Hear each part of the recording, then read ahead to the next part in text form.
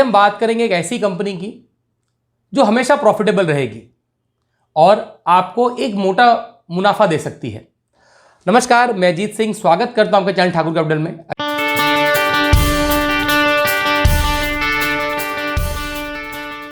अगर हम बात करें आज Indian railway catering and tourism corporation का आईआरसीटीसी को गवर्नमेंट का प्रोटेक्शन प्राप्त है, मिली हुई है कि कोई भी और कंपनी रेलवे के कैटरिंग बिजनेस में, नीर बिजनेस में नहीं आ सकती, वो सिर्फ आईआरसीटीसी ही करेगी।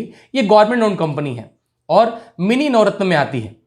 अगर देखा जाए टोटल इंडिया में स्ट्रेंथ की बात करें हम लोग तो 67,956 किलोमीटर के रूट्स हैं और उस पर 1,26 किलोमीटर्स के रेल लाइंस हैं जहां पे प्रॉपरली रेलवे रन करती है। जो रेलवे है वो गवर्नमेंट ऑफ इंडिया रन कराती है, मगर उसके अंदर जो सर्विसेज देती है वो आईआरसीटीसी देती है। आईआरसीटीसी का जो मेन रेवेन्यू है वो 3 सेगमेंट से आता है।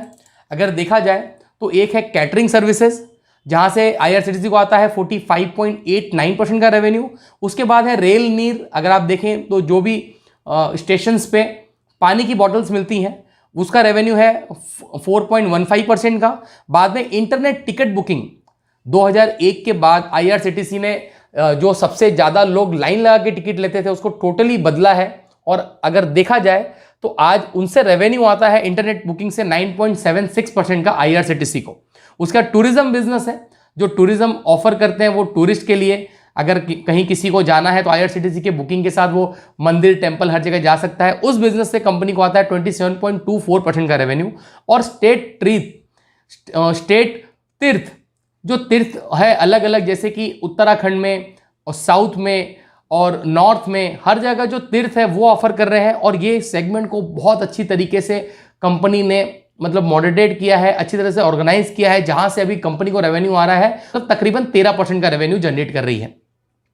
अगर बात करें हम लोग कंपनी में तो टोटल जो कंपनी में एम्प्लॉई हैं राइट नाउ वो है 1446 लोग काम कर रहे हैं कंपनी के पेरोल पे।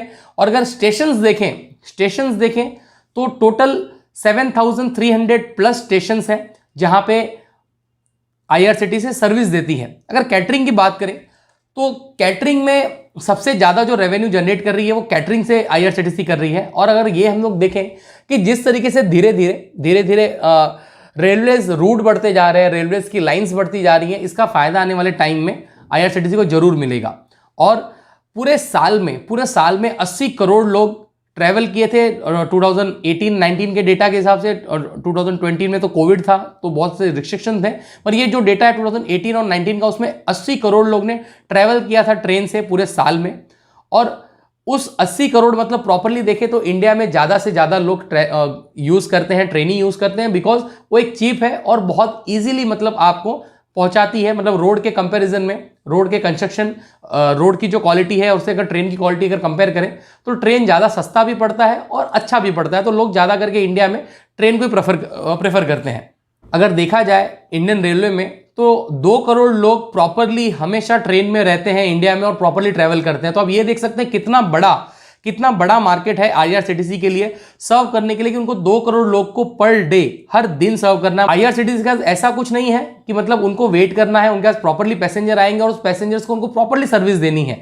तो उनके पास एक वॉल्यूम जो है पैसेंजर का वो कंटिन्यू पूरे साल बना रहता है। ओवरऑल अगर बात करें हम लोग तो 20,000 ट्रेनें चलती हैं इंडिया में पर डे, जिसमें से 13,000 ट्रेनें पैसेंजर ट्रेन है। और यहाँ पे अगर अभी देखें तो आईआरसीटीसी ने, गवर्नमेंट ने 2% ट्रेनों को प्राइवेट किया है जो आईआरसीटीसी रन कर रही है, जैसे तेजस एक्सप्रेस है, महाराजा एक्सप्रेस है।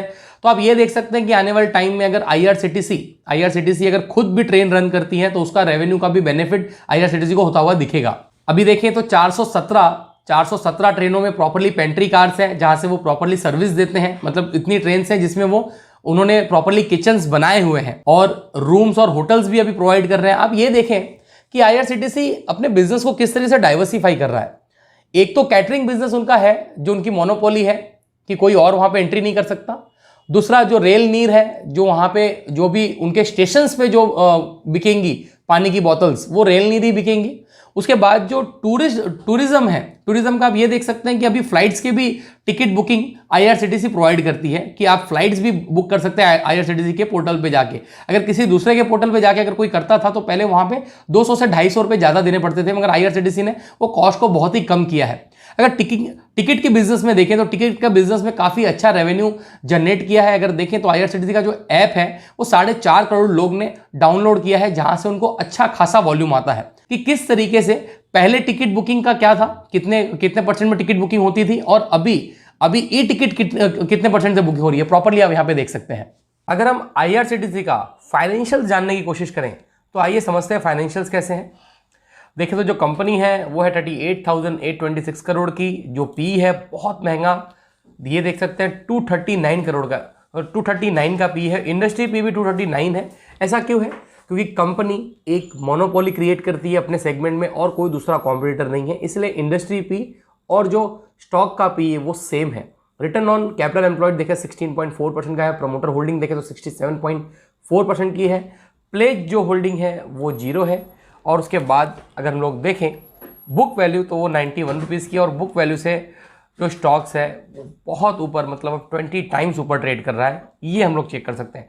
डेटेड डेज देखें तो 252 डेज का है। आइए नीचे जानते हैं कैसे हैं फाइनेंशियल्स और अच्छी तरीके से। यहाँ पे देखिए कंपनी डेट फ्री है और कंपनी ने तीन साल में रिटर्न ऑन इक्विटी 27.08% का दिया है, और जो कंपनी का डिविडेंड पे आउट है 59.32% का है, बहुत ही हेल्दी है। यहाँ पे देखें तो कंपनी में जो कंसर्न है वो 26 टाइम्स ऊपर ट्रेड कर रहा है अपने बुक वैल्यू के। अगर और नीचे अगर हम लोग जाके देखें तो जो सेल्स है 2018 से कंपेयर करें तो क्वार्टर टू क्वार्टर बेसिस में यहाँ पे देख सकते हैं बिकॉज ऑफ लॉकडाउन 89 हो गया था, और सेल्स अगर जिस तरीके से 2 करोड़ लोग रोजाना सफ़र करते हैं इंडिया में, मतलब 2 करोड़ लोग हमेशा ट्रेन में रहते हैं इंडिया में, मतलब इतनी बड़ी आबादी में, तो ट्रेन बहुत मैटर करती है किसी भी मतलब कंट्री के लिए ग्रोथ में। तो यहाँ पे जो सेल्स के फिगर्स हैं वो हमेशा बढ़ते ही रहेंगे जिस तरह से आबादी बढ़ेगी और जैसे जैसे ट्रेवल्स बढ़ेंगे, ये हम लोग चेक कर सकते हैं। और सेल्स आप देख सकते हैं कि 435, 498, 459, 513, 716 ये कंटिन्यू बढ़ता गया, और बाद में अभी जो रिस्ट्रिक्शन चल रहा है कोविड की वजह से उसकी वजह से सेल्स गिरी हुई है कंपनी की। ऑपरेटिंग प्रॉफिट मार्जिन देखें तो 42-43% का ऑपरेटिंग प्रॉफिट मार्जिन है। अदर इनकम देखें तो 19, 20 और यहाँ पे 17 करोड़ का अदर इनकम है। इंटरेस्ट पेड देखें तो 4 करोड़ का इंटरेस्ट पेड कर रही है कंपनी, और नेट प्रॉफिट देखें तो 104 करोड़ का नेट प्रॉफिट रिपोर्ट किया था मार्च 2021 के क्वार्टर में। अगर हम लोग अर्निंग पर शेयर देखें तो यहाँ पे 6.48% का है। यहाँ पे ईयर टू ईयर सेल्स देख सकते हैं कि सेल्स यहाँ पे देख सकते हैं मार्च 2015 से मार्च 2020 इस 5 साल में कंपनी ने अपने सेल्स को डबल कर लिया है। तो ये चेक कर सकते हैं कि जो सेल्स का ग्रोथ है वो बहुत ही शानदार और बहुत ही बढ़िया है। ऑपरेटिंग प्रॉफिट मार्जिन यहाँ पे चेक करें तो 31% का है, काफ़ी अच्छा ऑपरेटिंग प्रॉफिट मार्जिन है। मोनोपोली बिजनेस हमेशा एक प्रॉफिट प्रोटेक्ट करता है। इंटरेस्ट अगर देखें तो इंटरेस्ट 8 करोड़ का भरा है टोटल कंपनी ने पूरे साल में। यहाँ पे प्रॉफिट देखें तो 190 करोड़ का हुआ है मार्च 2021 में, यही मार्च 2020 में 529 करोड़ का था। यहाँ पे अगर चेक करें हम लोग प्रॉफिट ग्रोथ डिक्लाइन है because of covid.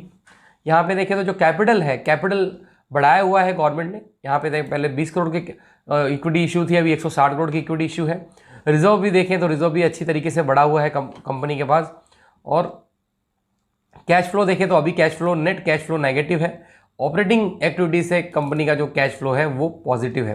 Return on capital employed देखें तो 16% का है, पहले 63 था। डेटेड डेज देखें तो 252 है। इन्वेंट्री टर्नओवर और यहाँ पे शेयर होल्डिंग हम लोग देखने की कोशिश करते हैं। पहले शेयर होल्डिंग थी 87.40 की, ये बहुत ही ज़्यादा चेंजेस हुई है। और हम लोग देख सकते हैं यहाँ पे कि द प्रेसिडेंट ऑफ इंडिया, मतलब जो गवर्नमेंट ऑफ इंडिया इसको ओन करती है। और यहाँ पे देख सकते हैं कि 6.4% इसकी गिर के जो इसका गवर्नमेंट ने अपने स्टेक को बेचा है। और यहाँ पे लिया किसने है तो यहाँ पे देख सकते हैं कि FIS ने बहुत ही बढ़िया तरीके से इसमें अपने स्टेक को बढ़ाया है, और DIS ने भी इसमें बहुत ही बढ़िया तरीके से अपने स्टेक को बढ़ाया है। और यहाँ पे देख सकते हैं कि रिटेलर भी यहाँ पे थोड़े स्टेक्स बढ़ाते हुए दिख रहे हैं। पहले 10 था, फिर 16 हुआ, फिर 14, फिर 13।